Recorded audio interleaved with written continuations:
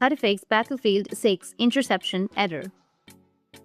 So if you want to fix Battlefield 6 interception error, which says this software cannot be used at the same time, then what you need to do is first, you just need simply open up your browser. Make sure that you have a stable internet connection and then open up your browser.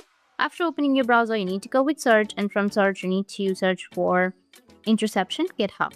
Just press enter and then click on the specific website, which looks like this. Once here, we just need to simply scroll down and download the latest release, wait for it to load, and then click on the zip file, which is right here.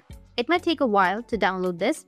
Just go with the top right, which has that download section, and it will be downloaded. Once done, you need to just click on it or it will automatically open it.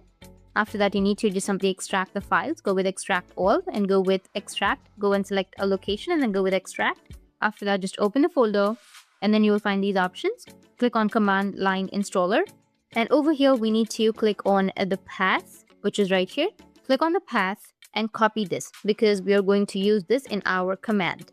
So just go with copy, like select all of this and then just press Ctrl+C.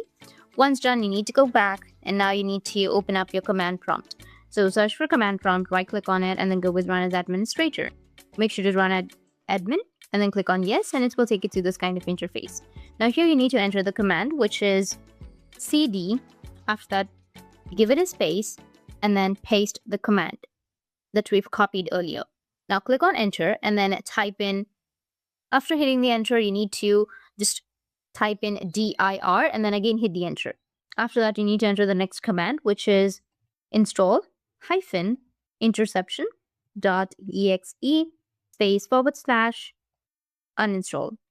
And that's it. This will solve your issue. Just hit the enter. And if you have any questions, feel free to comment below. Thanks for watching.